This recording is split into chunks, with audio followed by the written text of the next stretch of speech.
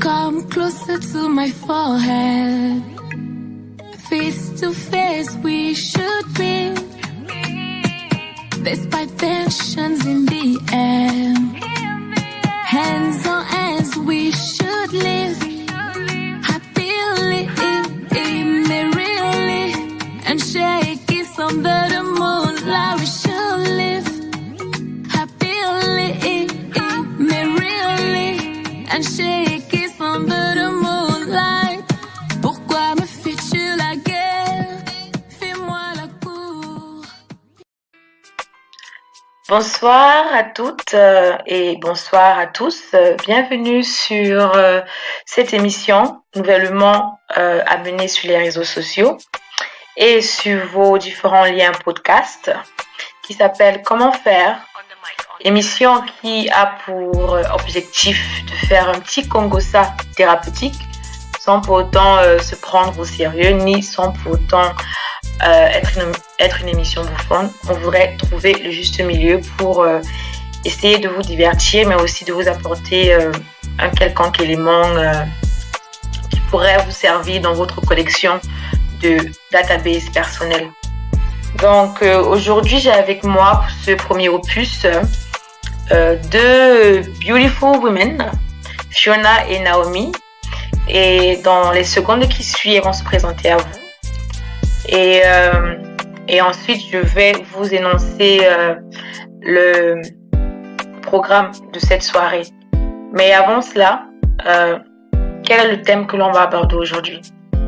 Le thème d'aujourd'hui c'est l'intégration dans son pays d'accueil. Donc le titre de l'épisode c'est Comment faire pour s'intégrer dans son pays d'accueil. C'est un thème qui nous tient particulièrement à cœur parce que nous sommes des personnes étrangères vivant dans des pays qui ne sont pas nos pays d'origine et on trouvait cela intéressant de pouvoir s'exprimer sans amertume, sans vice, juste se raconter un peu nos différentes expériences et aussi, si possible, se donner des petits conseils par rapport à comment améliorer notre quotidien et ensuite de savoir est-ce qu'il y a une stratégie universelle qui permet de s'intégrer dans son pays d'accueil ou bien c'est du cas par cas. Alors sans plus tarder, je vais déjà me présenter à vous. Je suis Yamou. Je serai votre média host pour les minutes qui vont suivre. Et donc, c'est ma voix que vous entendrez toute cette soirée en train de vous dire qu'est-ce qu'on fait, où nous en sommes et sur quel plan on va move on.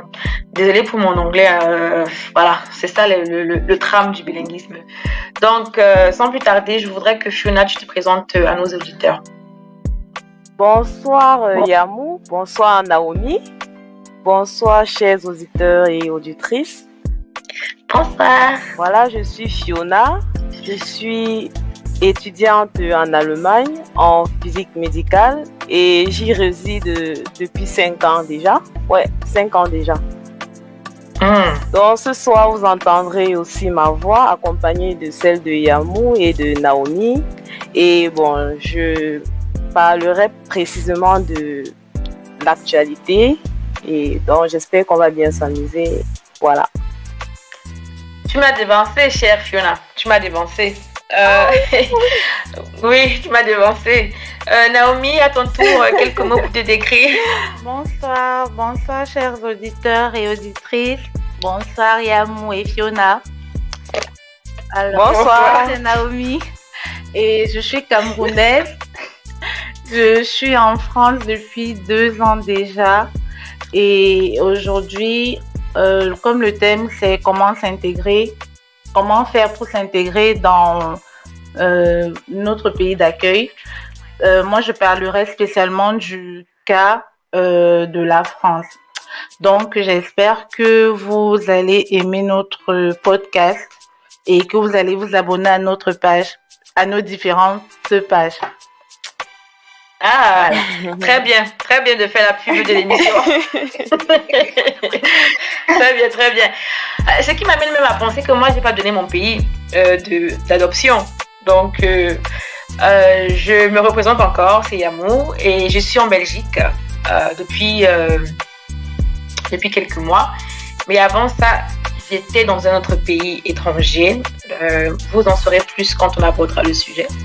Voilà, donc ce soir, alors, nous allons diviser l'émission en 3 parties. La première partie, ce sera Fiona qui va nous entertain avec son actualité du moment. Voilà, elle va nous parler d'une information plaisante, pas plaisante, mais bon, qui va nous faire un peu gaspiller un peu de salive. Et ensuite, en deuxième partie, nous allons discuter du thème d'aujourd'hui, dans le topo du jour, qui consiste à débattre sur l'intégration dans un pays d'accueil quand on est étranger. Et ensuite, à la troisième partie, nous avons notre magnifique Naomi qui vient de France, qui va nous divertir avec quelques petites citations. Donc, on a appelé cette partie les mots pagnes et les mots sages. Donc, il consistera à nous faire découvrir une citation qui va nous faire bouger les méninges, ou bien une citation qui va nous faire éclater de rire comme des clowns du roi. Ou bien alors, ce ne seront pas des citations, mais ce seront plutôt des vidéos ou bien des audios. Bref, elle nous réserve la surprise. Et ensuite, à côté de ça, donc toujours dans la troisième partie, je vais, moi, votre hôte, vous tenter avec un quiz de fin, qui va vous permettre de dormir moins, je dirais bête, mais ce serait peut-être un peu trop fort. Moins bête ce soir, quoi. Mais c'est juste une question avec des différentes options de réponse, avec une seule bonne réponse, que j'ai appelé le quiz de fin. Donc, sans plus tarder, Fiona, tu as la parole. C'est quoi la news de la semaine ou bien du moment? À toi l'honneur.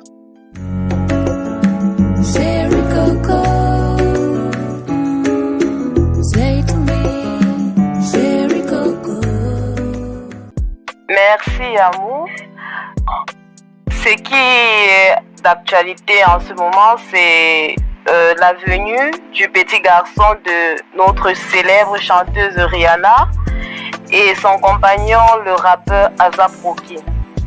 Je ne sais pas si vous vous en souvenez, il y a de cela quelques mois, le mois de janvier si je ne me trompe pas, ils ont eu à faire un shooting dans les rues de New York où elle officialisait sa grossesse.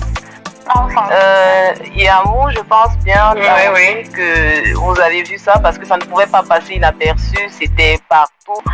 Et aujourd'hui, voilà, elle a eu un petit garçon le 13 mai. Et c'est une nouvelle fantastique parce que c'est quelqu'un qui s'est toujours présenté en fait, à la face du monde comme une personne généreuse, travailleuse, qui n'avait pas assez de temps parce que, si je ne me trompe pas, elle fait partie de beaucoup d'ONG. Et aujourd'hui, elle a décidé d'avoir un petit garçon, bon, un joli bébé. Disons qu'un garçon, c'est la volonté de Dieu ou bien de la nature. Oui, donc, on se réjouit pour elle et voilà. Il ne faut pas aussi oublier que c'est l'une des plus grandes chanteuses R&B et aussi une grande businesswoman parce qu'elle a plusieurs marques de beauté, les Fenty Beauty, les quoi et tout. Ouais. Et moi, franchement, je suis très contente qu'elle ait accouché. Je suis vraiment très contente parce que au moins, on va plus voir son ventre défiler sur les réseaux sociaux et tout. Donc, on va un peu se calmer, on va un peu... En tout cas, moi, j'aimais bien son ventre sur les réseaux sociaux. Et moi, j'aimais bien... Elle présentait, en fait, la femme telle qu'elle est. Elle montrait, en fait, les étapes que nous, les femmes... Bon, en fait, que les femmes, en général, lorsqu'elles sont enceintes, traversent. Chacun, oui, c'est vrai qu'elle montre les étapes de la femme enceinte et tout, mais il faut pas exagérer. Nous, on nous a toujours éduqués, genre, il faut cacher son ventre de la grossesse, le mauvais œil et tout, tu vois. Mais elle nous montre son ventre, chaque jour, elle nous montre son ventre, il faut pas exagérer. Bon, je dirais que c'est une question de culture, alors. Voilà, comme tu l'as dit, c'est notre éducation, mais bon, chez elle, c'est différent, donc c'est tout, en fait. En fait, je pense que c'est parce que tellement on a voulu qu'elle soit enceinte et je me rappelle, j'avais vu sur un blog, c'était marqué Rihanna est enceinte, et après elle a répondu mais chaque année on me dit que je suis enceinte. Voilà, c'était lorsqu'elle partait accepter un prix dans son pays natal, la Barbade. Oui, et donc on a spéculé sur sa robe parce que son moment était un parenti. Oui, elle avait aussi non, c'était pas cette période-là. C'était vraiment lorsqu'elle partait recevoir son prix. Et donc, un fan lui a écrit sur un média social, donc IG. Et elle a répondu, mais chaque année, on me prête toujours que je suis enceinte, que je suis mariée, que je suis ceci, que je suis cela.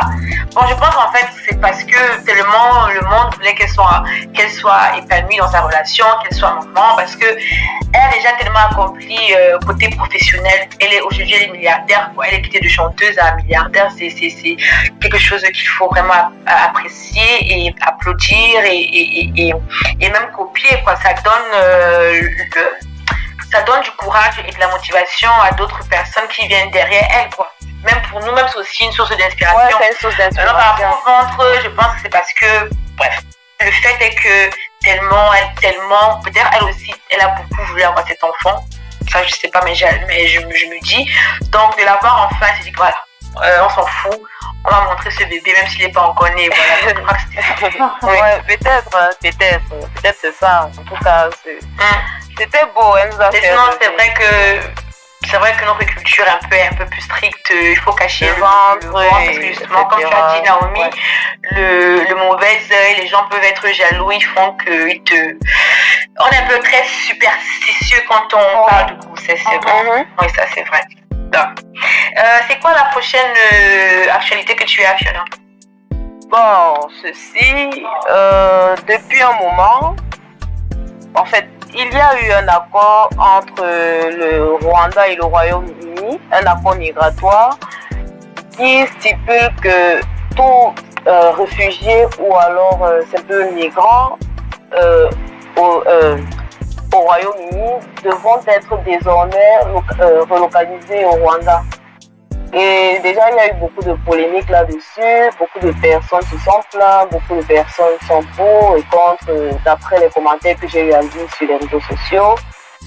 Et c'est un phénomène qui touche beaucoup de personnes en ce moment, et donc j'ai pensé que ça passerait bien aussi pour ce soir, quoi. Et j'aimerais avoir votre point de vue en ce qui concerne cela. Je disais donc tantôt que dans cet accord, le Royaume-Uni ou bien Londres a financé ce dispositif migratoire à une hauteur de 144 millions d'euros. Et donc, c'est un peu bizarre, quoi. Quand on se dit, par exemple, qu'on quitte l'Afrique pour arriver en Europe ou bien en Occident, et puis on se retrouve rapatrié encore en Afrique, où on devra désormais s'intégrer. Et puis, si on n'est pas d'accord, on devra simplement rentrer chez soi. Bon, c'est assez difficile. J'aimerais bien qu'on débatte un peu de ça ce soir. J'aimerais avoir votre avis. Naomi, tu voudrais commencer ou bien Pour dire vrai, j'aimerais juste dire que les migrants, en fait, dans cette affaire, bon, franchement, ça va dépendre de ce que les migrants veulent, justement. Genre, si ça sera vraiment au cas par cas. Si c'est quelqu'un que lui, il voulait aller en Angleterre, coûte que coûte, il ne veut rien comprendre, tu vois. Ok, ça, ce genre de décision-là, lui, ça va vraiment le déranger parce que son rêve, c'était d'aller à Londres et tu vas voir la reine d'Angleterre. Mais si lui, son objectif, c'était d'avoir une meilleure vie, tu vois, d'avoir, je veux dire, des moyens de fuir la guerre, de fuir la guerre et la pauvreté. Je pense que si au Rwanda, on lui donne peut-être je sais pas, un environnement où il peut évoluer et être tranquille et tout. Je pense que oui, pour ce type de migrant-là, je pense que lui, ça va pas vraiment le déranger. Il peut bien s'y faire au Rwanda, vu qu'aujourd'hui, le Rwanda occupe quand même tu vois, une place, on va dire, le Rwanda est parmi les pays les plus prospères d'Afrique aujourd'hui.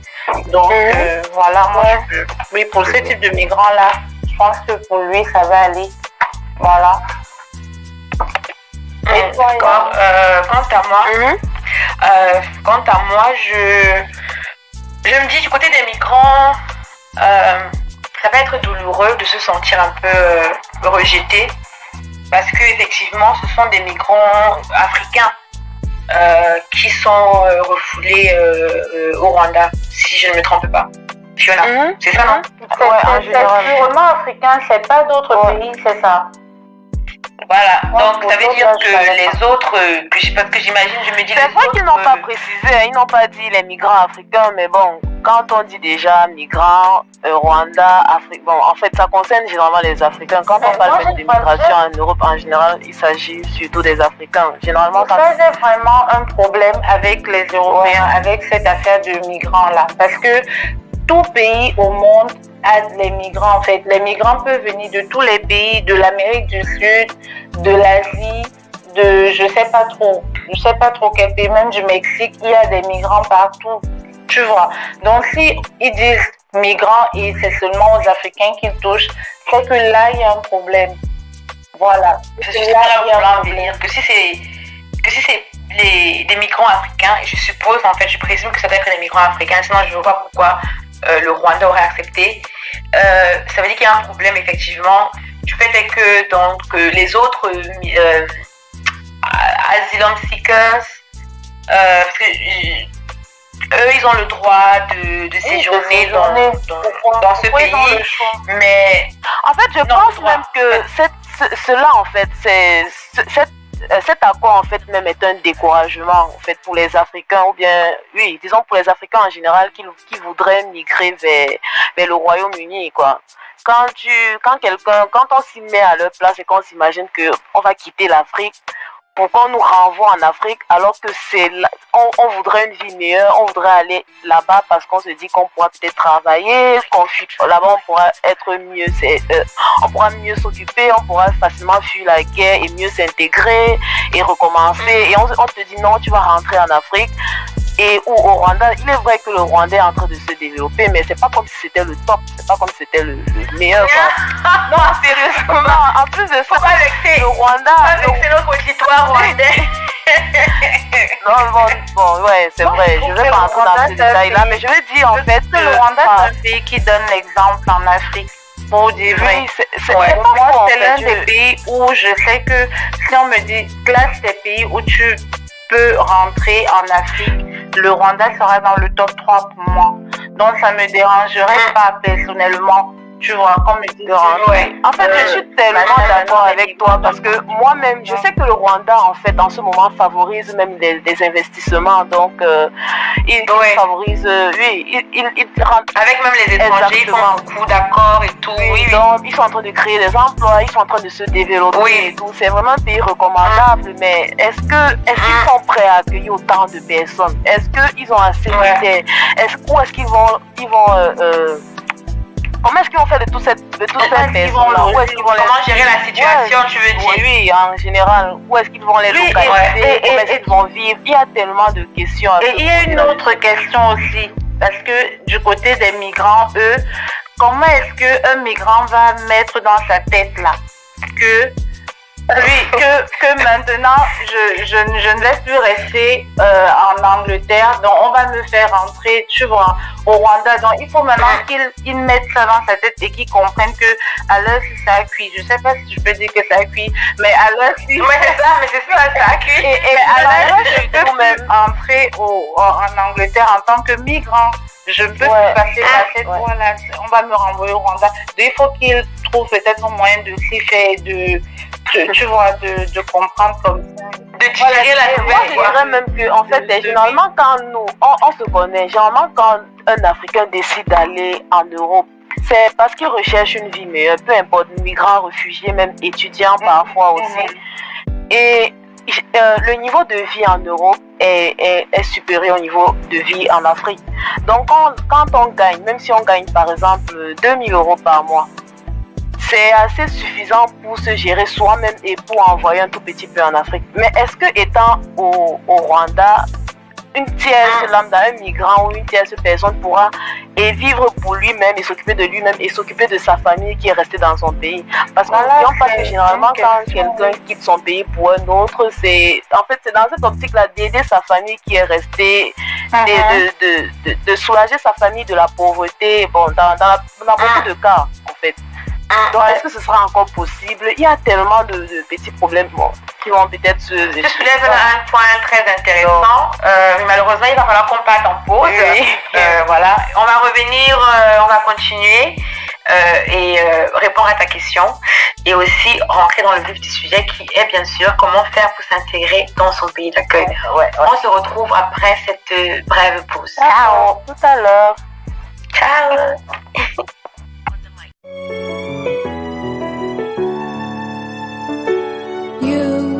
Are the moonshine of my dark places, the stars of my blinded eyes, and I want to cherish you like you are fragile, fragile. You are all I've always asked for, and now that you are by my side, I want to put you in a cage for nobody to ever see your face. You belong to me, every inch of your body's for me. Don't you dare run away from this, 'cause baby, you belong to me, every piece for me. And if I can't have you, no one will, 'cause I own you.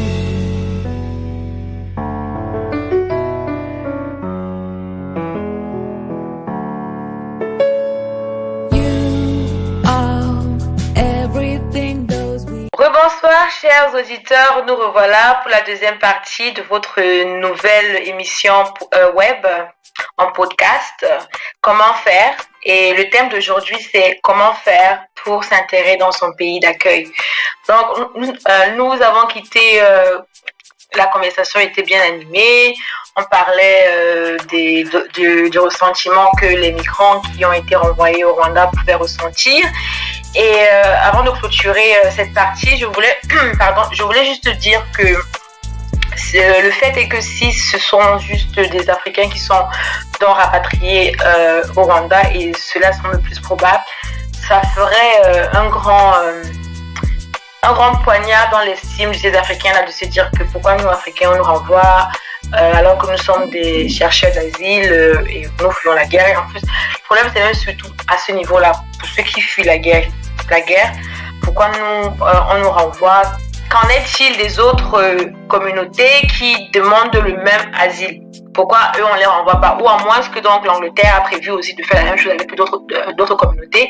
Par exemple, ceux de l'Amérique latine, peut-être le Brésil ferait un partenariat avec l'Angleterre pour pouvoir rapatrier ceux qui demandent l'asile et qui veulent fuir la guerre en Amérique latine. Mais seulement une question subsiste. Qu'en est-il des Africains qui veulent fuir le Rwanda? Est-ce qu'on les renvoie aussi au Rwanda? En tout cas. Donc c'est ça.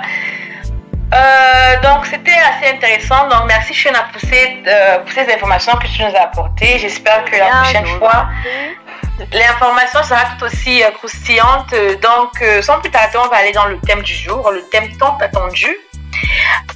Comment faire pour s'intégrer dans son pays d'origine, dans son pays d'accueil.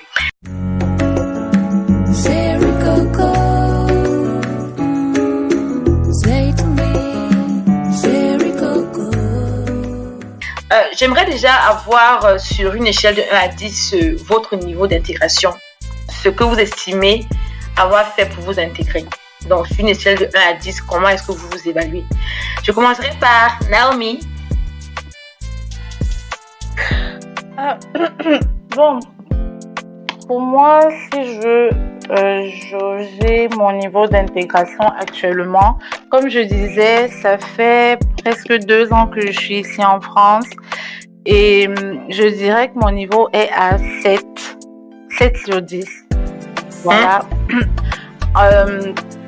C'est vrai qu'en France, c'est le français dans la même langue qu'au Cameroun, mais voilà, j'ai eu quelques limites au début parce que je suis arrivée pendant la période du Covid et donc il y avait les cours à distance, les cours en ligne. Et voilà, c'est ça qui m'a, en fait, ça a mis une certaine barrière sociale. J'étais à la maison tous les jours, je pouvais pas sortir, je pouvais pas visiter des endroits, découvrir la culture ou même m'intéresser à la vie du quartier ou des voisins, les environs. Et donc voilà, mais depuis qu'il y a plus de restrictions, voilà, maintenant je peux facilement sortir et m'intéresser à tout ce qui est autour de moi. Ok, intéressant. 7 sur 10, c'est quand même assez ambitieux. D'accord. Et toi, Fiona? 10 sur 10 bientôt. Ah, d'accord. Bonne chance. Merci. Fiona, à toi. Bon, moi, comme je l'ai dit tout à l'heure, je suis résidente en Allemagne et ceci depuis 5 ans. Et la langue allemande précisément n'a pas été à mon avantage parce qu'il a fallu d'abord que j'apprenne cela lorsque je suis arrivée sur le territoire afin de pouvoir communiquer et mieux m'intégrer. Donc, sur une échelle de 1 sur 10, je dirais que aujourd'hui, je peux me noter comme 5 sur 10. Peut-être même moins, hein. Ouais, 5 sur 10, peut-être même 4 sur 10. En 5 ans. Ah, 5 ans, ça veut dire que tu n'as rien foutu. Là, ça veut dire que je n'ai rien foutu. Parce que si Naomi en 2 ans, elle est à 7, toi tu as en plus avec la même. Comme j'ai dit tout à l'heure, la France est différente de l'Allemagne hein, et j'ai bien parlé de ce problème de langue qui n'a pas été d'abord facile à apprendre et que j'apprends même encore parce qu'il y a encore le vocabulaire dans certains domaines qui m'échappent, quoi. Donc, et la langue déjà, c'est une barrière. Quand on ne peut pas s'exprimer déjà, on a une barrière culturelle et une barrière sociale qui se pose devant nous. Donc, c'est assez difficile de s'intégrer quelque part si on ne peut même pas communiquer avec les natifs, quoi. C'est compliqué. Et d'autant plus qu'en Allemagne, je ne sais pas quelle a été votre expérience, Naomi qui vient en France avec les Français ou toi, Yamou, qui vient en Belgique avec les Belges, mais ici en Allemagne, on a eu, moi ainsi que mon entourage, on a été confrontés à ce problème-là que les Allemands sont en général fermés en fait en ce qui concerne les étrangers. Il faut réellement aller vers eux et si déjà tu peux pas communiquer et aller vers eux, il sera donc difficile. Avec la langue. Exactement, et donc il sera donc difficile de s'y intégrer, de savoir comment est-ce qu'ils vivent, le quotidien et tout. Donc, c'est en fait cela que je parle de 5 sur 10, quoi. Parce qu'il m'a fallu. D'accord, ok. Par rapport à la question que tu posais, c'est plutôt le contraire ici en France. Donc, les Français, ils sont plutôt ouverts.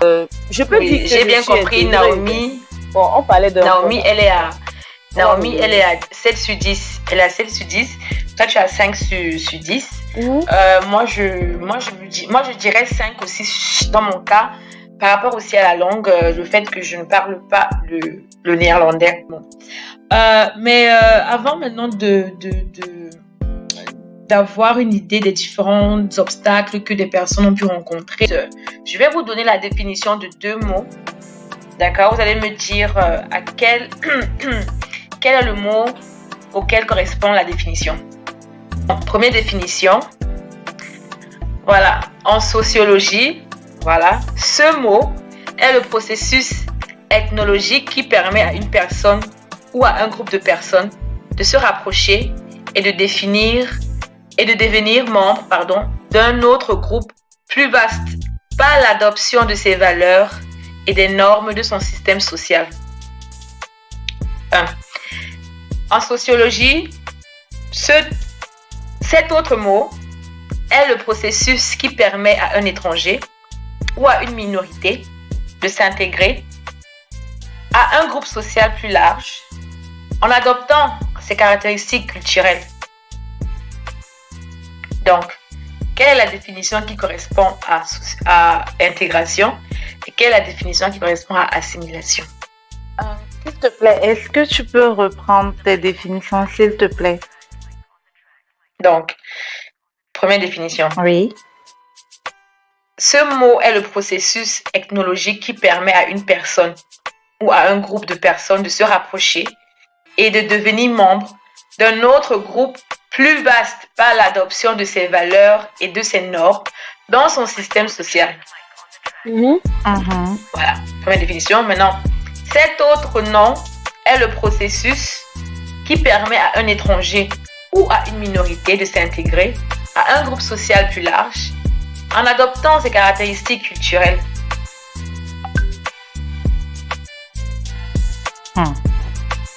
C'est assez compliqué. Les définitions, c'est pas la même définition que tu as donnée. Pas du tout, c'est deux mots différents. C'est deux mots différents. La définition là, c'est presque pareil, non? Donnez-moi quelle définition match avec assimilation et laquelle match avec intégration. Je crois que assimilation c'est la culturelle là, et intégration c'est le premier. Je pense. Intégration c'est le premier, tu dis, et l'assimilation c'est le deuxième. Oui, assimilation, je crois que c'est seulement la culture, l'assimilation, je crois. En fait, je pense que l'assimilation c'est l'alculturation. Si je me trompe pas, et quand j'écoute les deux définitions, elles se ressemblent tellement que j'ai du mal à distinguer l'une de l'autre. Si elles se ressemblent ou pas. Donnez-moi juste c'est quoi? Je mets quoi? Intégration, deuxième définition, ou bien intégration, première définition, etc. Intégration, première. Intégration quoi? Première définition pour moi, et assimilation, deuxième, je crois. Et toi, Fiona? Je vais faire pareil, assimilation deuxième et intégration première. J'aime pas être tricheuse. Non, c'est pas la tricherie, mais c'est la tricherie. Désolée, la tricherie. Il faut pas écouter ça. Tu nous as posé une question et on t'a répondu. Justement, non, c'est que quand elle définit la deuxième, dans la deuxième définition, elle parle bien d'intégration, de prendre la culture de l'autre, etc. Bref, j'ai pas trop retenu, mais tel que j'ai compris ça. D'accord. En tout cas, tu as quand même retenu assez. Oui. D'accord. D'accord. Je vais donc vous répondre. Vous avez. Ta-da-da-da. On a trouvé. Justement. Pour une fois que vous avez trouvé quelque chose, oh mon Dieu, applaudissons pour vous-même, applaudissons. Pour une fois que vous avez trouvé quelque chose. Vraiment, je suis fière de vous. Vous avez dormi. Vous avez dormi moins bête. Nice. Comme les Allemands disent, nice.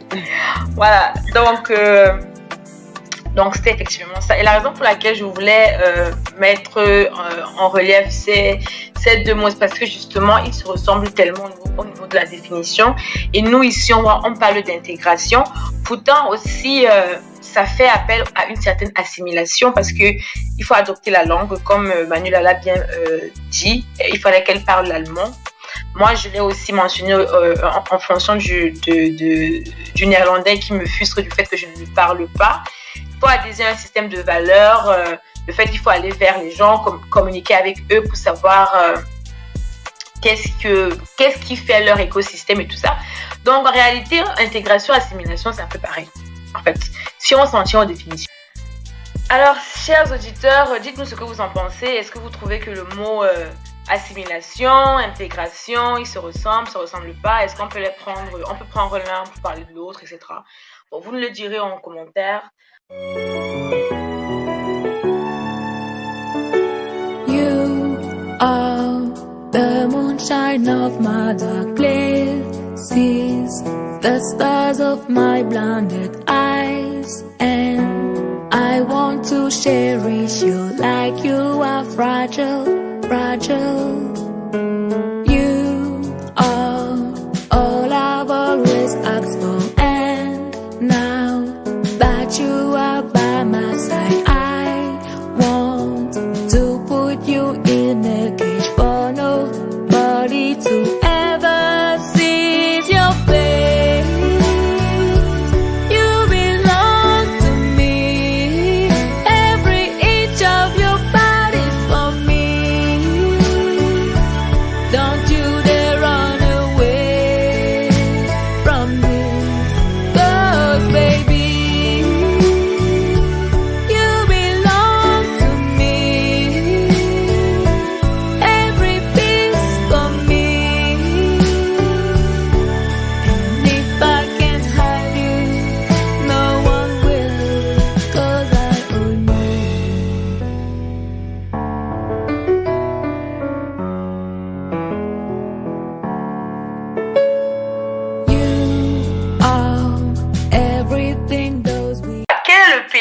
selon vous, qui a le plus d'immigrés en Europe? Vraiment, donnez-moi les 3 pays. Les 3 pays selon vous. Moi, je dirais l'Allemagne. Ou bien le pays. Moi, je dirais la France. Je commencerai par la France. L'Allemagne, la France. Et aussi l'Italie. Oui, l'Italie aussi. Ou l'Espagne. En fait, c'est quand l'une dit A, l'autre dit A+. En fait, il n'y a pas de différence. C'est parce qu'il n'y a pas beaucoup de pays aussi en Europe, les grands pays d'Europe. Oui, en fait. Tu veux dire en Europe de l'Ouest? En fait, tu as parlé de pays où on retrouve beaucoup de migrants. Donc, et on connaît en fait. D'immigrés, oui, qui a le plus nombre d'immigrés, oui. Bon, d'accord. Bon, d'après la Commission européenne, donc effectivement, c'est la France qui a le plus d'immigrés. Ensuite vient l'Allemagne. Ensuite vient l'Espagne. Et en 4e position, on a l'Italie. Donc, ce qui fait que Fiona, tu avais 3 pays sur 4. Donc, félicitations. Et le nombre de ressortissants non membres de l'Union européenne qui se trouvent dans les pays de l'Union européenne représente 5,3% de la population totale de l'Union européenne. 5%, je vais dire quoi? Non, je pensais que c'était plus. Et donc, imaginez donc que c'est 23 millions de personnes. Donc, 23 millions de personnes qui sont des ressortissants des pays non membres de l'Union européenne, qui représentent 5,3% de la population totale de l'Union européenne. C'est vraiment quand j'ai vu la donnée, moi, ça m'a étonnée parce que je pensais que ça allait peut-être 35 ou même 50. Moi, je me disais 15% ou 20%. Moi, je pensais vraiment que ça allait être plus élevé. J'étais assez surprise quand j'ai vu cela. Mais pas du tout surprise par rapport au fait que la France a le plus nombre de Moi non plus, je suis pas surprise. Je suis pas surprise. Oui, pas du tout surprise. Et je me dis donc que forcément, ça doit traduire du fait que s'il y a autant d'immigrés dans ces pays-là, c'est parce que l'intégration est forcément plus facilitée, en fait. Oui, moi je pense que ce qui fait que la France a beaucoup d'immigrants, a le plus d'immigrés, ça doit être le passé quand même de la France. Il faut pas oublier que la France a eu quand même beaucoup de colonies en Afrique. Je suis pas sûre, avec l'histoire qu'on a eue et aussi avec, on va dire, la langue. Parce que la langue française, quand même, en Afrique, il y a plusieurs pays qui parlent la langue française. Donc, ces pays-là, c'est clair que leur premier choix en termes d'immigration, ça sera la France. Et voilà. Et tu as aussi parlé du fait que les procédures soient peut-être plus faciles en France. Pour ça, je ne sais pas. Je ne sais vraiment pas. Mais avec le peu que je connais là et que voilà mes petites observations, je peux pas te dire que c'est si facile que ça, mais quand même il y a quand même des procédures qui sont mises en place ici pour permettre aux personnes qui viennent d'arriver de quand même s'intégrer et après de travailler, de pouvoir subvenir à leurs besoins. Ok, et toi Fiona? Bon, je partage le même point de vue que Naomi. Non, pas encore, s'il te plaît. Mais qu'est-ce qu'il y a? Chacun donne son point de vue, non? Mais si vos points de vue sont toujours convergents, c'est qu'il y a un problème. Non, mais tu m'as pas laissé finir. Ok, d'accord, excuse-moi, vas-y, continue. Oui, mais je partage son point de vue, n'empêche que oui, je vais dire quelque chose. Je disais tantôt que je partage le point de vue de Naomi sur le fait qu'il y a beaucoup de pays en Afrique qui posent français et ça a été un avantage pour ces personnes-là de quitter leur pays natal pour rejoindre la France. Bon, en ce qui concerne l'Allemagne, parce que l'Allemagne fait partie du top 3 des pays où on retrouve le plus d'immigrants. En ce qui concerne l'Allemagne, aujourd'hui, si je ne me trompe pas, parce que je n'ai pas vérifié, mais je sais que l'Allemagne est première puissance économique de l'Europe. Et en principe, comme on le disait tout à l'heure, quand les gens quittent l'Afrique, généralement, c'est parce qu'ils veulent venir trouver de l'emploi en Europe. Et Mais attendez, mais il faut savoir que immigrer, c'est pas forcément les Africains non plus, hein, c'est pas seulement les Africains. Oui, mais ok, ouais, c'est vrai, c'est pas faux. Bon. Donc il faut. Une grosse masse d'immigrés sont quand même africains. Surtout en Europe, une grosse masse d'immigrés en Europe. On voit beaucoup plus les Africains. Bon, c'est aussi. Oui, c'est malheureusement. C'est ce qui est montré. Oui, c'est comme si c'est aussi ancré dans nos têtes, bien de façon inconsciente, oui. Donc c'est pour ça que je prends la peine de préciser que c'est pas seulement les Africains. Non, c'est pas seulement les Africains. Oui, donc je disais que en fait généralement les immigrés, que ce soit d'Afrique ou bien d'Asie ou bien d'Amérique, en fait quand ils viennent en Allemagne précisément, c'est parce que l'Allemagne a beaucoup d'ouverture par rapport à d'autres pays d'Europe. Avant c'était la France, peut-être parce que la France pour beaucoup avec cet avantage là que oui, il parlait français, il y avait beaucoup de possibilités. Mais en Allemagne, il y a eu, des années plus tard, beaucoup d'ouverture en ce qui concerne le travail, en ce qui concerne les études. En Allemagne, par exemple, on ne paye presque pas d'école. En tout cas, dans les universités publiques, en fait, on ne paye presque rien, quoi. Ça ne va pas, la pension ne va pas au-delà de 500 € le semestre, par exemple. Et donc, c'est facile pour beaucoup de personnes de quitter leur pays pour venir ici. Et malgré la langue qui est vraiment difficile à apprendre, surtout pour un départ, on se donne, c'est comme un sacrifice qu'on se donne et qu'on se dit qu'on doit faire, quoi. Parce que ça en vaut vraiment la peine quand on voit le niveau de vie qu'on aura après et tous les avantages qui viennent avec. Et puis aussi, eux, ils favorisent beaucoup la migration. Parce que les Allemands, en fait, ou bien je dirais l'État allemand, si je peux dire ça comme ça, parce que ils ont beaucoup d'entreprises ici, on a beaucoup d'entreprises en Allemagne et ils ont besoin de, comment on dit en français, de main d'œuvre. Exactement, ils ont besoin de main d'œuvre pour travailler dans les entreprises. Et bon, la population allemande est vieillissante, donc ils ont besoin de... C'est comme ça partout en Europe. Ouais, bon, en Allemagne particulièrement, je sais pas, bon, je parle pour l'Allemagne. Ils ont vraiment besoin, enfin, on a vraiment besoin de main d'œuvre ici, quoi. Et donc, en fait, les étrangers, en fait, sont bienvenus en ce qui concerne le travail, etc. Donc, si je comprends bien, on exclut la possibilité que la raison pour laquelle la France soit en tête, c'est parce que peut-être son système d'intégration est beaucoup plus compréhensif. Je ne dirais pas ça ainsi. Hein. Naomi a parlé que c'est normal en termes de colonisation, histoire coloniale. Mais le problème est que le fait d'avoir colonisé, peut-être qu'il aurait pu rendre encore plus la France réfractaire à accueillir des immigrés, en fait. Colonisation, c'est pas un terme jovial.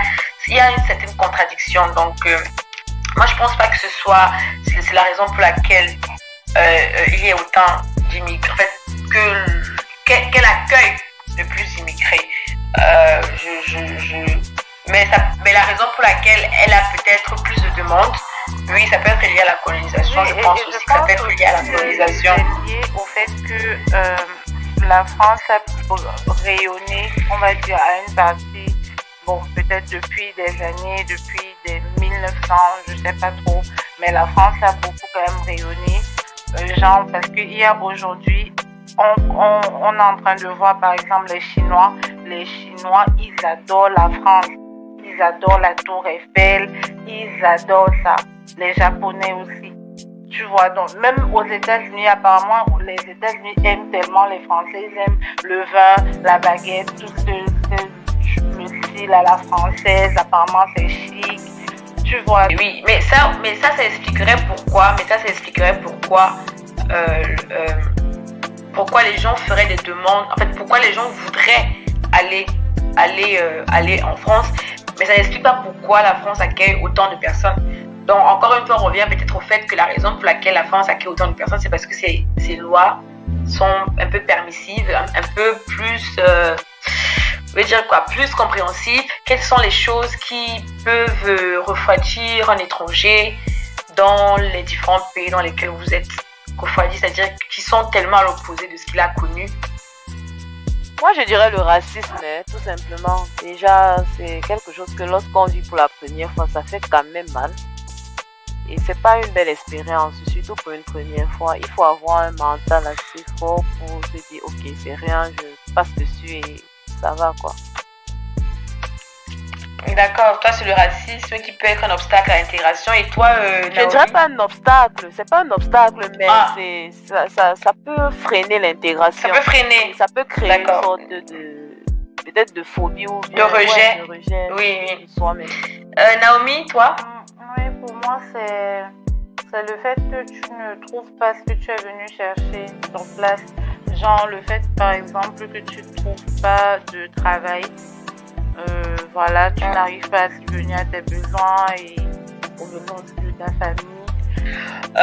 Si je donne mon avis personnel, je pense que ça peut être effectivement, comme tu as dit, le manque d'opportunités parce que c'est par ces opportunités-là qu'on arrive à rentrer dans la vie sociale et qu'on côtoie de plus en plus de personnes qui sont déjà dans cette société-là qui, à travers nos interactions, vont nous permettre de savoir c'est quoi les faux pas. Bon, moi j'ai essayé de faire un petit survey par rapport à la question. Donc, j'ai demandé à d'autres personnes qui aussi vivent à l'étranger quelle était la chose la plus difficile qu'ils ont dû faire pour s'intégrer. Et l'une des choses que j'ai eues, c'était au niveau de la nourriture. De pouvoir vraiment s'adapter à manger un peu plus fat, bien moins épicé. Faut dire. Et la deuxième chose qui est revenue, c'était l'humour, au niveau de l'humour, parce que on n'a pas le même humour. Et un exemple donc d'une personne qui a répondu à mon survey, c'était que lorsqu'elle est arrivée dans son pays d'accueil, les étudiants avec qui elle était baissaient leur pantalon pour montrer leur derrière en signe de joke. Donc voilà. Donc et elle a qualifié ça de chelou quoi. Donc je peux comprendre que ça puisse choquer. Donc il a fallu qu'elle apprenne aussi à avoir un certain humour parce qu'il faut non plus montrer qu'on est trop réfractaire parce que chaque culture, chaque personne a son différent type d'humour, donc faire avec. Et le dernier point, c'était au niveau de la langue, mais pas la langue proprement dite, mais l'argot local. L'argot. J'imagine qu'en allemand, il y a un argot allemand. Il y a l'allemand propre, l'allemand académique, mais après, il y a la façon dont les gens, en dehors de l'école ou des cadres professionnels, s'expriment dans la rue. Si je ne me trompe pas, Fiona. Non, tu ne te trompes pas. Par exemple, bon, ça dépend de la région où on se trouve. Par exemple, à Berlin, où moi je vis, on parle de berlinois, en fait, le langage en fait, de la rue. Ça comme ça. D'accord. Et chez toi, Naomi, il y a forcément... C'est même une question qui a arrivé tant juste. La réponse est évidente. Oui, Naomi? Il y a l'argot, non, il y a l'argot, le langage des jeunes du quartier. Il y a aussi même des expressions que les gens peuvent utiliser que voilà, moi je vais pas forcément comprendre directement. Donc il y a aussi, en fait, c'était les trois, les trois réponses qui venaient, qui se suivaient dans le lot de réactions que j'ai eues. Et selon vous, quelle serait la méthode pour s'adapter? Qu'est-ce qui a fait en sorte que, par exemple, toi, Naomi, tu puisses arriver à 7 sur 10? Parce que si tu es à 7 sur 10 aujourd'hui, ça veut dire qu'au départ, tu étais à moins. Et en dehors même de restrictions de Covid, il y a eu autre chose qui a peut-être empêché que tu ne t'adaptes. Et maintenant, c'est vrai que les restrictions aussi, le fait qu'elles aient été levées ont facilité ton intégration, mais quelle est la tactique que tu as employée pour pouvoir te dire, ok, je suis dans un pays étranger, il faut que je m'adapte, que je m'intègre, pour que mon expérience aussi soit plus plaisante. Qu'est-ce que tu as fait? En fait, j'ai commencé à sortir quand j'ai commencé le stage. Donc, quand j'ai commencé le stage, je suis arrivée dans une entreprise et voilà, les autres autour de moi, c'était des Français. Et il fallait que tu t'adaptes. Donc, eux, ils étaient en fait, on va dire... Quand tu dis français, tu veux dire quoi? Français de toute origine? Français d'ici, de France. Ou alors des gens qui sont en France depuis longtemps. Et voilà, d'accord, ok. Il fallait que je m'adapte et que je m'intègre. Et voilà, et maintenant je commence déjà par observer. Tu es curieux. Voilà, j'ai commencé à observer, à poser aussi des questions. C'est quoi, genre, surtout sur la nourriture, parce que c'est vraiment un point, donc c'est ce qu'on voit directement, quoi. C'est facile de remarquer. Donc sur la nourriture, quand peut-être on part en pause, voilà, c'est quoi tel plat, si vous allez au resto, parce que quand on regarde la carte du resto, je t'assure, la carte du resto, tu regardes la carte, tu ne te reconnais même pas, tu lis les plats, tu ne t'imagines même pas ce que... Donc, tu ne connais pas ce qu'on va te servir, en fait. Et à chaque fois, je suis toujours là, je demande à côté, c'est quoi ici et tout. Et tu vois, et comme je disais là tout à l'heure, je voulais dire à Fiona, ici, en fait, les gars, ils sont plus ouverts. Donc, quand ils voient que tu t'intéresses à quelque chose, tu vois, ils vont facilement t'expliquer.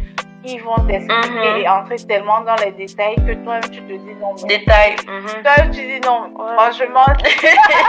Tu vois. Donc, quand tu t'intéresses comme ça, c'est où ils vont vraiment te dire, ils vont tout te dire, vraiment tout. Et voilà, donc j'ai commencé à m'intéresser. C'est vraiment quand j'ai commencé mon stage, quoi. Des fois, je sortais avec eux pour aller manger. Des fois, c'est vrai que bon, tu vas pas sortir chaque jour. Tu vois aussi leurs habitudes, la pause café, un truc qu'on n'avait pas. La pause de cigarette. Voilà, la pause cigarette. Moi, quand je travaillais au Cameroun, tu entres au Cameroun, c'est à la pause de midi que tu sors. Il n'y a pas cette affaire de pause café à 10h. Et après la pause, quand vous revenez, vous prenez encore le café ou le thé, vous baladez, il n'y avait pas ça. Donc, voilà. D'accord. Et toi, Fiona, qu'est-ce que tu as fait pour... à part la langue, qu'est-ce que tu as fait pour t'intégrer après avoir parlé allemand? Parce que j'imagine que c'est pas quand tu as parlé allemand que magiquement tu as su comment il fallait vivre en Allemagne. Qu'est-ce que tu as fait? Oh, vraiment, je dirais justement, j'ai eu à faire des petits jobs, des petits jobs pour subvenir à mes besoins. Et là, j'ai eu à rencontrer plusieurs personnes avec qui déjà j'ai eu à communiquer. Et aussi à l'école. Bon, là-bas, c'est en fait le plus important, même à l'école, en fait, c'est là qu'on rencontre réellement le plus de natifs. Donc, j'ai eu à rencontrer des étudiants avec qui on allait souvent à la cantine manger. Et puis, c'est là que je peux dire que j'ai appris quelques trucs sur l'aliment, ou bien sur les habitudes alimentaires, etc. Donc, tu as fait comme Naomi. Encore une fois, tu es allée vers les gens, tu as posé des questions. En fait, tu as été curieuse de ton environnement et les gens, ils ont vu que tu étais curieuse. Certaines fois même, je n'ai pas eu à poser des questions. Hein. Par exemple, quand tu vois, on te dit, par exemple, kartoffel, ce sont les pommes. Donc, tu vois peut-être kartoffel purée. Tu comprends facilement que c'est la purée de pommes de terre. Donc, c'est pas un truc que j'ai déjà mangé. Je me posais pas toujours les questions. J'étais pas trop peut-être curieuse comme elle en ce qui concerne la gastronomie. Parce que peut-être je comprenais. Mais qu'est-ce qui a donc fait que tu t'intègres alors en dehors de la langue? Même si tu as dit que tu as eu 5 sur 10, donc j'imagine qu'en fait tu n'es même pas vraiment intégrée. En fait, je ne me sens pas assez bien intégrée. C'est pour ça que je me suis donné cette note. Parce qu'il n'y a pas que la nourriture, il y a aussi certaines habitudes comme peut-être la télévision, le cinéma. Oui. Donc il n'y a pas que la nourriture. Tu ne te retrouves pas dans les arts, les arts allemands? Tu ne te retrouves pas, tu ne comprends pas leur humour? Parce que comme j'ai parlé de l'exemple de l'humour, est-ce que tu ne comprends pas leur humour? Ouais, je dirais, pas toujours, je comprends pas toujours leur humour. Il y a déjà ça, et puis aussi la culture. Déjà, par exemple, je pense que j'ai déjà eu à visiter des villes ici, des lieux touristiques, mais je suis jamais allée dans un musée, par exemple. Ça, pourquoi? je me rends compte. Je suis jamais allée dans un musée. Fiona, je dis, attends, tu vas demander un jour la nationalité ou bien parce que comme tu es en train de parler là, j'ai peur. Hein. Honnêtement, quand je suis arrivée, je vous ai parlé de mes débuts. Honnêtement, quand je suis arrivée en Allemagne, mon but c'était d'étudier et de rentrer au Cameroun. Donc, je n'avais pas l'intention de demander la nationalité ou quoi que ce soit. Parce que pour moi, c'était d'abord très difficile. Quand je suis arrivée, je me rappelle lors de mon premier cours, lors de l'un de mes premiers cours, en fait, c'était un labo, pardon pour l'expression en français, c'était un cours pratique où il fallait faire certains exercices. Et j'avais déjà du mal à m'adapter à tout, au nouvel environnement, au changement, et tout me paraissait tellement grand et j'avais encore du mal à m'exprimer et j'étais assez timide. Et puis un camarade de classe, par exemple, a fait un truc. Bon, à partir de ce jour-là, je voulais juste rentrer, quoi. Il fallait vraiment que je se mindset que je veux réussir pour rester là et finir mes études et continuer. Donc, pour finir en licence et continuer. D'accord. Donc, ça n'a pas été facile. Donc, en conclusion, donc, il faut apprendre la langue. En plus d'apprendre la langue, il faut sortir comme Naomi. Il faut se dire, il faut avoir un mindset de gagnant, de conquérant. C'est dire, voilà, malgré les obstacles. On doit rester sur place, on doit savoir pourquoi on est venu, voilà, pour que rien ne nous ébranle. Ok, c'est retenu. Donc, on va faire une petite pause et on va revenir pour la dernière partie de l'émission. J'espère que jusqu'à présent, vous êtes avec nous, chers auditeurs, et que ce petit débat que nous entamons aujourd'hui vous semble intéressant. Voilà, donc à tout de suite. You are the moonshine of my dark places, the stars of my blinded eyes, and I want to cherish you like you are fragile, fragile. You are all I've always asked for, and now that you are by my side, I want to put you in a cage for nobody to ever see your face. You belong to me. Every inch of your body's for me. Don't you dare run away from this, 'cause baby, you belong to me. Every piece for me. And if I can't have you, no one will, 'cause I own you.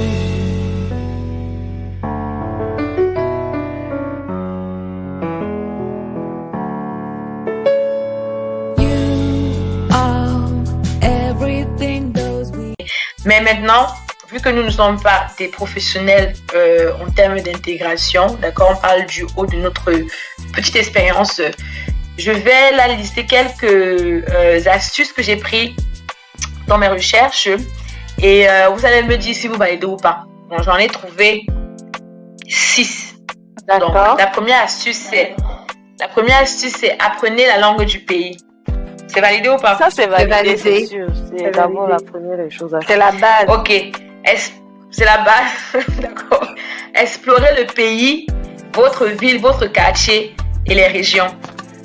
Ça aussi, Validé ou pas validé? je valide. Bon, Ça oui, il permet, faut en fait, valider, mais si d'avoir tu n'as une idée pas- de son environnement, de connaître mieux son Vas-y, environnement Naomi. et tout. Oui, on valide. Si tu n'as pas quoi? mais si tu n'as pas assez de moyens et que tu peux pas aller dans plusieurs régions, tu te limites à ton quartier, ta ville, les coins stratégiques et c'est bon. Donc, on valide ou bien on valide pas? On valide ou bien on valide pas? valide. D'accord. Troisième, c'est adopter le mode de vie local. Donc, c'est-à-dire habillez-vous pareil, essayez de parler pareillement, aller dans les mêmes endroits. Je trouve que là, c'est un peu trop. Là, c'est S'habiller un peu pareil. trop. Essayer de... Non, je trouve que là, c'est plus l'intégration. Mais tu peux faire C'est plus l'intégration, c'est quoi? Ça, c'est Mais ce c'est fort, mais- dont tu parlais tout à l'heure, l'assimilation. Faudrait pas. Voilà, adopter le mode de vie local. Comment tu vas adopter le mode de vie local? Non, tu manges comme eux. Tu manges comme eux. Non. Voilà. Je vais laisser mes choses. Vous dormez comme eux, voilà. Vous partez. Vous parlez comme eux. Vous partez dans les mêmes endroits qu'eux. Je sais pas. Bref, non, là c'est moi qui ai rajouté en fait, parce qu'en fait, on a seulement dit adopter un mode de vie local en fait. Ça veut dire s'imprégner de la culture, faire des expériences, aller dans les festivals, donc, tout ce qui peut te permettre d'avoir un aperçu une idée de comment ils vivent. En fait, c'est ça. Donc, ce que j'ai là-bas, c'est moi qui ai juste rajouté. C'est moi qui ai rajouté. Après, on a dit, bon, quatrième élément, c'est on valide ou bien on ne valide pas le troisième? Oui, le troisième est validé. Tant qu'on enlève tout ce que tu as rajouté. D'accord. Bon, quatrième, c'est construisez-vous une vie sociale. Ouais, ça aussi, c'est très important. Pourquoi tu fais Naomi, c'est quoi? Parce que c'est important de se rapprocher des gens. Non, il faut se construire une vie sociale, tu vois. La personne qui est très sociable, il se construit son réseau, tu vois. Mais il y a des gens aussi, eux, ils n'aiment pas trop se coller. Mais tu vas quand même essayer de te familiariser un peu. Oui, je valide. Mais est-ce que tu te rends même compte que quand tu parles même du fait qu'il y a par exemple des personnes qui soient introverties et d'autres qui soient extraverties, c'est-à-dire que les extravertis, c'est ces personnes-là qui vont pouvoir facilement avoir des contacts, tout ça. Mais même si il faut entrer en détail même de ce que ça veut dire construisez-vous une vie sociale. En fait, on parle de démarches pour ouvrir un compte bancaire. Donc, en fait, c'est vrai que c'est moi qui lis mal, mais je me dis à quel moment, parce qu'il y a d'autres choses aussi. Il y a aussi avoir des contacts et tout ça avec les personnes locales, oui. Et par exemple, pour demander des conseils pratiques pour ouvrir un compte bancaire. Je veux dire, à quel moment ouvrir un compte bancaire peut faciliter ta vie sociale? Ce serait sur quel point? Le point de faire les achats, les transactions, d'aller sur les différents sites d'internet pour faire tes petits achats, ou bien... Oui, c'est ça qui va faciliter la vie sociale.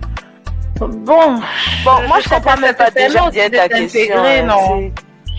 Non, parce que s'il faut aller en profondeur du construisez-vous une vie sociale, c'est-à-dire qu'il faut nouer des contacts avec les personnes qui sont locales, c'est-à-dire se familiariser, avoir des connaissances ici, d'accord, pour avoir par exemple des astuces comme par exemple les démarches assurées pour ouvrir un compte bancaire, ou même voir un médecin. Donc quelle est la nouvelle école, bref, quelle est l'école la mieux réputée où mes enfants peuvent aller et je les inscris et tout ça. Donc je veux dire, mais est-ce que forcément ces démarches-là font partie de la construction sociale? Parce que je me dis, non, mais je ne dirais pas, justement, je devais dire, il y a Google pour savoir tout ça. Ça fait pas vraiment Google, partie. Bien Yahoo, ou bien Bing. Oui. Bien Bédou, oui. Donc il y a Internet pour savoir tout ça. Oui, mais on ne peut pas quand même se fier seulement à Internet, parce qu'aujourd'hui, si tu tapes sur Internet, même la pire école en France, tu vas taper sur Google, tu peux tomber sur sa publicité. Pourtant, c'est la pire école. Et tu vas voir un gars, un Français, il va passer et tout. Tu peux l'aborder et il peut te dire un truc genre, non, j'ai entendu beaucoup de personnes dire que voilà, ils ont eu tel truc là-bas, donc c'est pas bien, c'est plutôt mieux de faire comme ça. Tu vois, les petites, je sais pas comment on appelle. Et si les personnes dont tu as entendu parler là, ce sont juste les membres de sa famille, comment tu fais pour savoir si c'est vrai ou si c'est pas vrai? Justement. Franchement, je ne sais pas, mais je me dis qu'il faut pas toujours se fier à ce qu'on raconte sur Internet. Et c'est mieux que voilà des personnes au moins te donnent leurs avis sur certaines choses, quoi. Moi, je me dis. D'accord. Et donc qu'est-ce qu'on fait? On garde ou bien on ne garde pas? On valide ou bien on ne valide pas? On valide? Oui, pour moi, on valide. Je pense qu'il faut toujours se construire un réseau social. Bon, quand je dis réseau social... Oui, je pense aussi, mais je pense que se construire un réseau social ne consiste pas à prendre, par exemple, des renseignements au sujet de trucs que l'on peut trouver sur Internet. Moi aussi, moi, c'est ça aussi. Parce que, et même si c'est même pas ça, tu peux aller dans les. Tu peux aller voir les autorités compétentes. Exactement. Et c'est même mieux, en fait. C'est plus recommandé d'aller directement vers les autorités compétentes parce que c'est là que tu auras la bonne information. Justement, ce qu'on crée un réseau social signifie simplement créer de bonnes relations avec son entourage, au bureau, avec ses voisins, à l'école, avec ses camarades de classe, de telle manière qu'on puisse parfois sortir, se faire des amis, avoir des gens sur qui tu peux compter dans ton environnement, qui pourront t'aider peut-être en te donnant des conseils. Mais je crois que c'est ça que le truc veut dire, le point là. Je crois que c'est ça qui veut dire. Par exemple, moi, quand je suis arrivée, je ne suis pas allée sur Internet pour voir comment m'intégrer. C'est les gens qui étaient à côté de moi qui m'ont dit, voilà, comme tu viens d'arriver, il faut que tu commences déjà à aller déclarer comme ça, il faut que tu pas te faire ceci, il faut que tu fais... Voilà, moi, c'est pas sur Internet en fait, le point de... Comment est-ce que je vais commencer? Quelles sont les étapes à suivre en tant que... Je sais pas si vous voyez un peu. Oui, mais je pense que même si tu allais directement vers les services compétents, ils allaient te dire clairement ce que tu dois faire. Ils sont là pour ça et Dieu merci, ils s'occupent vraiment bien de ça ici. On n'a pas de problème. D'accord. En fait, ce que Naomi veut dire, c'est que je pense que... Je ne connais pas ces services, en fait. Quand tu viens d'arriver, tu ne connais même pas les services compétents. Ah, d'accord. C'est pour ça qu'il y a Internet. Voilà. C'est pour ça qu'il y a Internet. En fait, je comprends, mais en fait, ce qu'elle veut dire, c'est que... non, en fait, je comprends. Le point soulevé par la stratégie numéro 4, en fait, c'est éviter d'être isolé. Il faut éviter de s'isoler, en fait. Justement, sortir avec des gens, aller vers les gens, faire des rencontres, ne pas avoir peur de s'exprimer, de demander. Bref. Exactement. Ça veut dire on dit qu'on garde alors. Ça ne veut plus pas parce que ça veut dire qu'on a rejeté rien du tout. C'est pas bon. Comment est-ce qu'on rejette une astuce? Même deux. D'accord, donc... Peut-être tu as mal fait ton travail, tu aurais dû prendre une astuce qu'on devait rejeter, mais... Ah bon? Mais je vais savoir, attends, ok, non, merci beaucoup. Vraiment, je me casse à chercher des choses qui vont nous rendre un peu plus professionnels. Voilà qu'on dise pas que voilà, elles ont dit ça alors que c'est pas vrai. Et c'est comme ça que tu me remercies, parce que c'est bon. Moi, j'ai compris. Non, c'est bon, ça va. Bon, le 5e point, c'est maintenir des liens avec votre pays d'origine. Oui. C'est vrai que ça sonne bizarre. On peut pas oublier son pays d'origine, on peut pas oublier d'où on vient. Pour pouvoir t'intégrer dans ton pays d'accord, tu dis que maintiens les liens avec ton pays d'origine. Oui, bien sûr. Est-ce que l'un n'empêche pas l'autre, finalement? Explique-moi ça. Toi, explique-moi ça. Parce que moi, c'est le truc que j'ai vu, moi, je me suis dit que c'est un peu de l'oxymore, là. En fait, pour mieux s'approcher, connaître l'autre, il faut d'abord se connaître soi-même. Et on peut pas se couper de soi-même. La phase philosophique de la soirée. On peut pas se couper de soi-même parce qu'on veut connaître l'autre. Mais c'est ça, la phase philosophique. Elle a sorti, en fait, tu as fait le remake de pour savoir où on va, il faut savoir d'où on vient. Ah oui, si on peut dire ça aussi comme ça. Et en plus de ça, lorsque toi tu vas t'intégrer, ça ne veut pas dire que tu vas t'oublier. Au contraire, tu vas apporter même quelque chose de plus à cette personne-là. Tu vas lui dire, ah tiens, ok, d'accord, ça veut dire que ça fonctionne comme ça. Ici, ok, d'accord, c'est bien, moi j'aime bien. Voilà comment est-ce que j'ai eu à faire jusqu'ici. Tu vois, c'est un échange. C'est même plutôt productif. Et toi, Naomi, toi tu penses quoi? Naomi? Oui. Oui. Qu'est-ce que toi tu penses? C'est positif? Tu es d'accord avec Fiona? Ah oui, en fait, oui, je suis d'accord avec elle. Je vois pas pourquoi quelqu'un va couper les liens avec son pays d'origine parce qu'il est dans un nouveau pays. Non, mais en quoi ça favorise ton intégration? C'est ça que je veux comprendre. En quoi ça favorise ton intégration?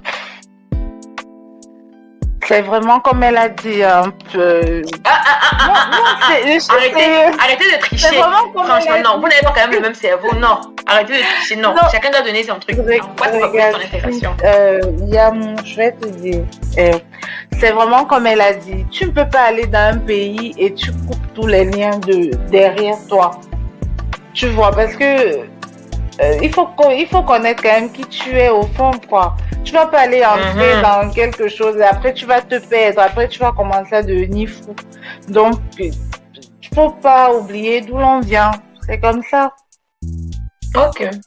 Bon, en fait, le conseil derrière cette astuce-là, c'est en réalité il faut favoriser sa double culture. Donc, justement, c'est éviter d'abandonner sa culture d'origine. Le défi consiste à parvenir à se construire une double culture. Donc, et c'est d'autant plus un avantage parce que tu apportes, comme Manuel a dit, un petit plus dans ton pays d'accueil, parce que à travers toi aussi, ces personnes locales vont découvrir une région qu'ils ne connaissent pas. Parce que tu vas peut-être, un jour, peut-être tu peux leur faire un plat de chez toi, ou bien tu peux leur faire écouter une musique de chez toi, ou même déjà même comment tu t'exprimes. Mais est-ce que vous avez déjà fait découvrir quelque chose de chez vous? Moi, oui, je vais dire la nourriture. Par exemple, ça c'est évident. Ouais, ou bien peut-être aussi, j'ai déjà eu à faire des présentations où je parlais un peu plus de chez nous, quoi. Donc, en fait, oui, disons ça comme ça. Et puis, quand je suis avec des gens et on a des débats, par exemple, culturels et tout, j'ai l'habitude d'écouter, de prendre note et puis de montrer, en fait, que ça peut être aussi différent ou bien comment est-ce que c'est perçu dans un autre coin du monde.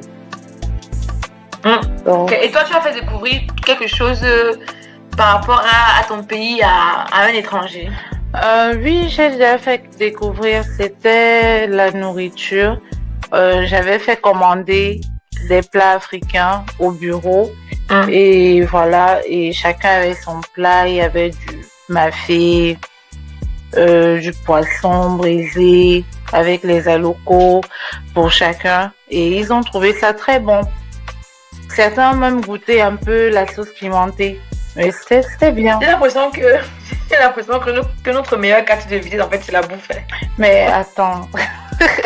En fait, c'est la bouffe. Parce que personne ne dit chanteur. Non, j'ai fait découvrir un chanteur. Non, j'ai fait la nourriture. Oui, c'est ça. Non, franchement, je crois qu'il faut qu'on revoie. Comment on vend notre pays, quoi. Comment on fait la promo de notre continent et de nos pays particulièrement. Bon, ce que je voulais dire, c'est que le conseil numéro 5, donc professe, donc il faut cultiver une double culture, et je trouve que c'est vrai que c'est louable aussi, parce que tu apprends quelque chose à l'autre en même temps que lui aussi t'apprend quelque chose. Mais la raison pour laquelle je disais que c'était un peu une oxymore, c'est parce que garder ses liens avec son pays d'origine peut amener une certaine nostalgie, tu vois. Tu vas toujours être dans la comparaison. Non, chez moi on fait comme ci, alors qu'ici on fait comme ça. Et donc de voir qu'il y a cette différence-là, ça peut t'amener un peu de mélancolie et ne pas faciliter ton intégration. Donc c'était un peu ça que je voulais soulever. Donc au final, qu'est-ce qu'on fait? On garde ou bien on jette? Pour moi, on garde. On n'a rien jeté alors. Non, c'est que tu as bien fait ton travail. Au moins, tu ne nous racontes pas des histoires. Mais c'est ça, non? Même si elle aurait aimé jeter, moi je vois pourquoi on devrait jeter. Je vois pas pourquoi on doit jeter. Tu nous donnes des astuces. Qu'on est des rebelles, quoi. Qu'on ne fait pas tout ce qu'on nous demande de faire. Ah, ok. Ou bien si tu veux qu'on jette, ok, on jette. Mais on ne jette pas. Non. On peut pas faire comme je veux, quoi. Il faut faire comme vous le sentez. Bon, voilà. Je pense qu'on arrive au terme de ces débats concernant l'intégration dans son pays d'accueil. Et dans l'avenir, je pense qu'il y aura des sujets qui vont nous amener à encore parler de ce thème-là, un peu plus en profondeur certainement. Mais ce fut vraiment très intéressant d'aborder ce sujet de façon aussi légère, parce que parfois ça peut ramener des frustrations. Mais comme cela a été énoncé au départ, on veut parler des choses avec enthousiasme, même si elles peuvent sonner graves. Voilà, parce que il faut savoir prendre les choses avec philosophie. Donc, chers auditeurs, il s'agit de mettre cette fois-ci en valeur notre chère Naomi, qui doit nous présenter dans sa rubrique les mots pagnes et les mots sages 2 citations. une citation vraiment qui va nous faire réfléchir comme Einstein et une autre qui va nous faire rire comme qui rit beaucoup, je sais pas, comme un clown. Comme moi. Attends, c'est un compliment mais c'est une insulte. Non, mais c'est un compliment. Non, c'est pas un compliment. Tu as dit ça avec un peu de vice. Eh non, pas du tout. En tout cas. Cherry Coco, say to me, Cherry Coco. Oui. Avec moi, on commence toujours par la bonne humeur. Donc, on va commencer par le mot pack mieux. Bon, là, j'étais en train de parcourir. Déjà, c'est quoi le mot pack mieux? Tu peux définir pack mieux? Pack mieux, pour moi, c'est le dégamage. Bon. Je sais pas si tout le monde comprend ce que dégamage veut dire, mais c'est quelque chose, voilà, qui met tout le monde au sol, qui fait rire ou qui veut dire de dérangement, et ainsi de suite. Je sais pas si vous comprenez un peu. Nous, on comprend parfaitement. C'est pour l'audience qu'on demande. D'accord. Donc, on comprend ce que ça veut dire. Donc, c'est ça. Et là, je suis tombée sur une vidéo tout à l'heure, là, quand j'étais en train de regarder mon fil d'actualité. En fait, il s'agit d'une maman qui donne des conseils, en fait, sur le mariage. Et elle est en train de dire que à son fils, genre, il faut pas te cacher quand tu vas vouloir péter devant ta femme. Quand vous serez en début de mariage, parce que elle, c'est ce qu'elle subit actuellement. Donc, il y a son mari dans la vidéo, un papa qui est là sur le canapé. Et en fait, elle dit, au début, il ne pétait pas et elle croyait qu'elle était avec un homme qui ne pète pas. Mais après, il pète chaque temps. Wow. Et puis elle dit, il dort, il pète, le matin, il pète, on mange, il pète, il laisse le canapé. Et son mari à côté, et elle le pointe. Elle le voit. Elle dit oui, donc faut pas se prendre ta femme au début du mariage, tu pètes directement. donc voilà. Et voilà, oh my gosh, ça m'a tué quoi. Et c'est un conseil, il faut vraiment pas surprendre nos conjoints après. Donc, justement, une façon de dire qu'il faut être soi-même. Il faut être soi-même. Ouais. Non, mais dès le début. Non, mais moi je comprends pourquoi il ne dit pas lui-même soi-même. Parce que c'est qui fait ça tout le temps. Oui, elle devait le barrer. Bon, peut-être elle veut le barrer. Donc c'est un peu ça. Bon, et là maintenant, on va passer au mot sage. Moi, j'ai choisi en fait une citation pour donner du courage à toutes ces personnes qui traversent des situations difficiles. Je sais que c'est pas facile du tout et il faut savoir que nous tous nous sommes passés par là, nous passons par des situations compliquées. C'est vrai qu'il y a des gens qui marchent là dehors, on les voit dans la rue. On ne se rend pas compte du niveau de stress qu'ils ont et du niveau de dépression. Donc, je sais que c'est pas facile. Et donc, j'ai trouvé cette citation pour vous, une citation de Voltaire. Elle dit « Tu ne sais jamais à quel point tu es fort jusqu'au jour où être fort reste la seule option. » Donc, c'est sur ces mots que je vous souhaite beaucoup de courage et que Dieu veille sur nous tous. Merci. Inch'Allah. Oui, c'est vraiment, je veux dire, c'est troublant parce que ça montre à quel point tu perds dans le désespoir et tu n'as pas le choix en fait. C'est comme une sentence de mort quoi. Tu ne sais jamais à quel point tu es fort jusqu'à ce que être fort est ta seule solution quoi. En fait, tu n'as pas le choix. Et ouais, je heureux sont ceux qui ne sont pas dans cette situation là.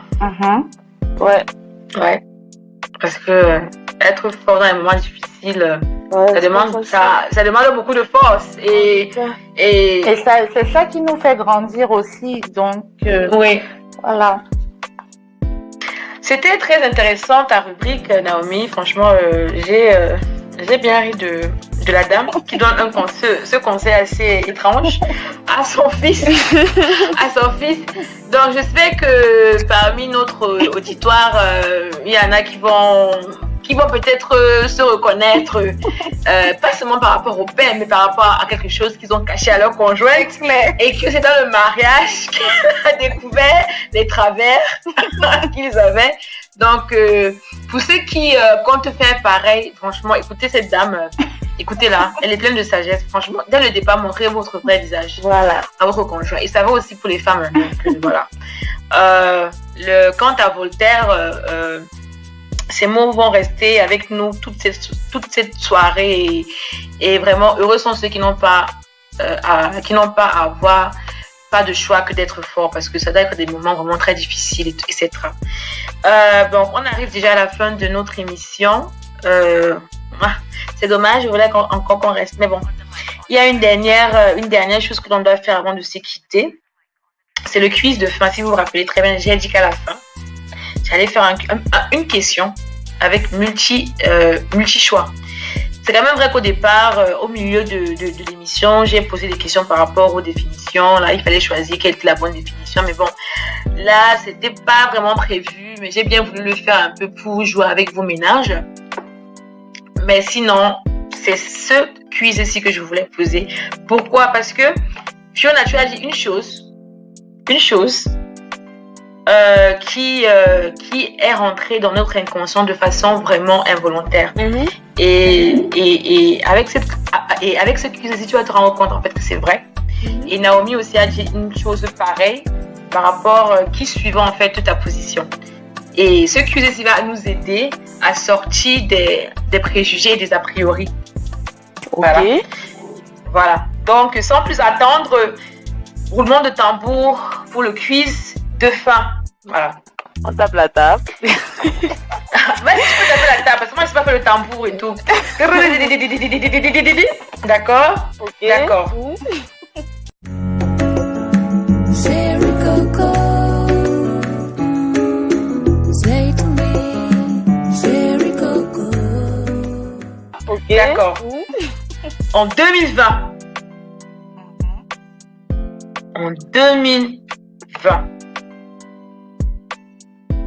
Je répète encore, en 2021. Qui devront répondre ou ce sont les auditeurs? Non, c'est vous qui devez répondre. Les auditeurs aussi peuvent nous faire l'honneur de répondre en commentaire et nous faire cet honneur. Mais ils auront déjà la réponse by the time. Anyway, donc en 2021, écoutez bien, en 2021, l'Europe a octroyé des asiles à des immigrés. Et les immigrés ont été classés par catégorie. Il y a eu la catégorie Afrique, catégorie Asie, catégorie Amérique latine, catégorie Middle East et catégorie Europe, dont des Européens ont demandé l'asile dans d'autres pays européens. Ça, je pense pas que c'est un truc qui aurait effleuré nos esprits. Mais c'est pas ça que je veux soulever avec ce quiz. Alors, parmi ces 5 catégories, quelle est la catégorie qui a obtenu le plus d'acceptation quant à sa demande d'asile? Est-ce que ce sont les Européens? Est-ce que ce sont les membres du Moyen-Orient? Est-ce que ce sont les Africains? Ou bien alors les Asiatiques? Ou bien ce seraient les personnes venant d'Amérique latine?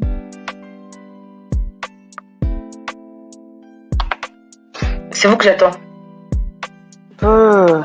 Ça, c'est un cours d'histoire ou bien de géographie. Non, c'est pas géographie, c'est pas histoire. Non. En 2021, c'est il y a un an. Application d'asile en Europe, oui. Il y a 5 catégories. Laquelle a eu le plus d'exilés en Europe? Quelle catégorie? Ça c'est une information. Bon, c'est vrai que c'est une information et je ne sais pas si je devrais répondre. Parce que là, je vais dire est-ce les Européens? Non, mais c'est un quiz. Mais je te pose la question, tu as les options. Est-ce que ce sont les Européens? Est-ce que ce sont les membres du Moyen-Orient? Est-ce que ce sont les personnes venant d'Amérique latine? Est-ce que ce sont les Africains? Ou bien les Asiatiques? Quelle est la communauté qui a obtenu le plus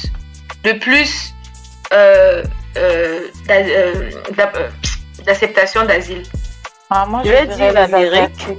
Je dirais l'Amérique. Amérique latine? Amérique latine, oui. Ok. Et toi, Naomi? Asiatique, comme ils sont nombreux là. Bon. Ta-da-da-da. Ta-da-da-da. Ta-da-da-da. Et la réponse est les Asiatiques. Les Asiatiques. Donc, oui. Donc, en 2021,